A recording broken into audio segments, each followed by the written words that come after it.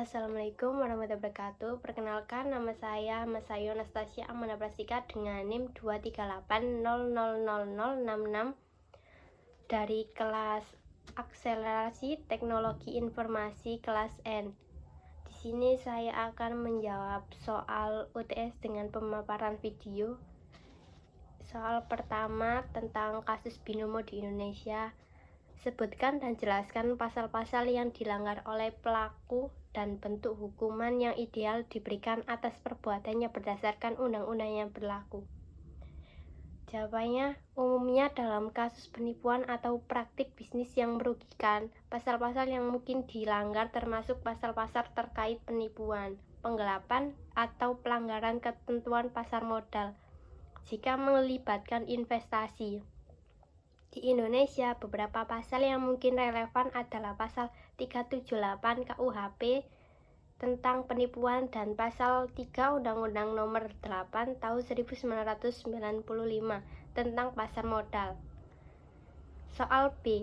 Berikan pendapat bagaimana bentuk pencegahan yang mungkin agar kejadian tersebut tidak terulang kembali. Pencegahan dapat melibatkan peningkatan pengawasan terhadap platform investasi, penyuluhan kepada masyarakat tentang risiko investasi yang tidak sah, serta penegakan ketat terhadap aturan yang mengatur investasi. Lebih lanjut, kerjasama antar instansi dan edukasi terkait investasi dapat membantu mencegah praktik ilegal semacam ini. Hukuman yang ideal akan tergantung pada perundang-undangan yang berlaku dan tingkat kerugian yang dialami oleh korban. Hukuman bisa mencakup sanksi pidana, denda, atau pemilihan kerugian kepada korban. Soal kedua, apa yang Anda ketahui tentang Big Analytic Internet of Things dan Artificial Intelligence, dan berikan contoh implementasi. Jawabannya, Big Analytics adalah proses analisis data yang sangat besar dan kompleks untuk mengidentifikasi pola, tren, dan informasi yang dapat membantu pengembalian keputusan. Contoh implementasinya adalah analisis data pelanggan untuk prediksi perilaku belanja dan analisis risiko keuangan. Internet of Things adalah konsep di mana objek fisik terhubung ke internet dan dapat saling berkomunikasi. Contoh implementasinya adalah pintu pintar yang dapat dikendalikan melalui smartphone, atau sensor suhu yang memantau dan mengontrol suhu dalam sebuah ruangan. Artificial Intelligence adalah pengembangan komputer yang dapat melakukan tugas yang membutuhkan kecerdasan manusia.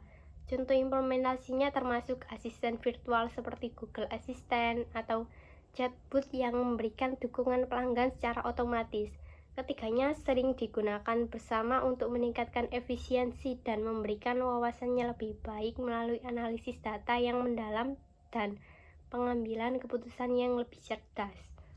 Soal ketiga, belajar dari kasus penerapan Israel dan Palestina. Berikan penjelasan seberapa penting etika di dunia maya dan berikan contoh implementasinya.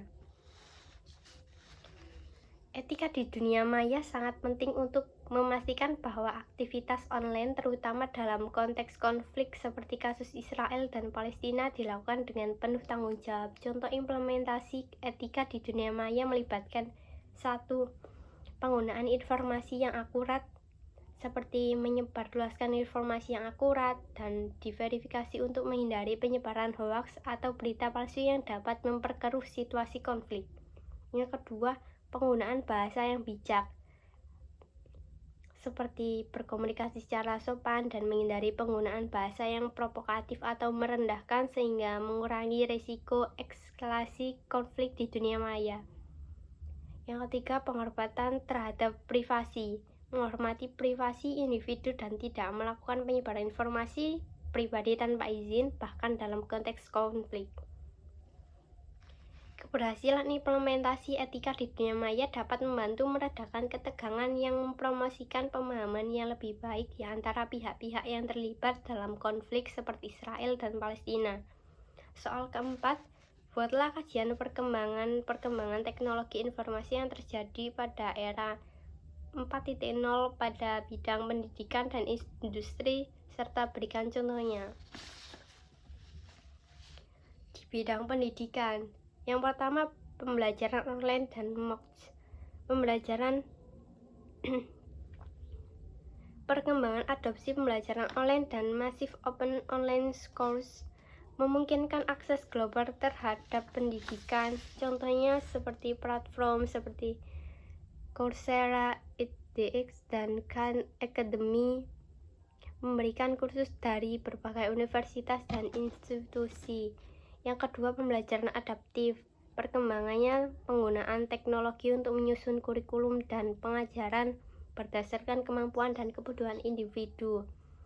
Contohnya seperti platform Khan Academy menyediakan konten yang disesuaikan dengan kemajuan masing-masing siswa. Di bidang industri, yang pertama Internet of Things di manufaktur. Perkembangannya penggunaan sensor dan konektivitas untuk meningkatkan efisiensi dan pemeliharaan peralatan dalam proses manufaktur.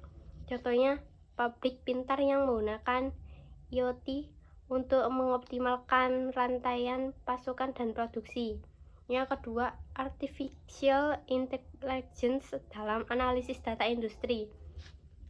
Perkembangannya penerapan AI untuk menganalisis data besar dalam industri guna mengoptimalkan proses dan mengidentifikasi pola. Contohnya penggunaan AI untuk menganalisis data sensor dalam prediksi perawatan preventif di sektor manufaktur. Perkembangan ini mencerminkan transformasi mendalam dalam cara pendidikan disampaikan dengan bagaimana industri menjalankan operasinya dengan teknologi informasi memainkan peran kunci dalam mewujudkan era 4.0. Yang kelima, sebagai seorang guru tenaga profesional lainnya, seberapa penting penguasaan tentang pengembangan multimedia di era saat ini. Sebutkan contohnya. Penguasaan pengembangan multimedia sangat penting dalam era saat ini, terutama bagi guru dan tenaga profesional di berbagai bidang. Beberapa alasannya meliputi: 1. Manajemen yang lebih tinggi. Contohnya, guru yang mahir dalam mengembangkan materi pembelajaran multimedia dapat menciptakan presentasi yang menarik, video dan audio, meningkatkan keterlibatan siswa.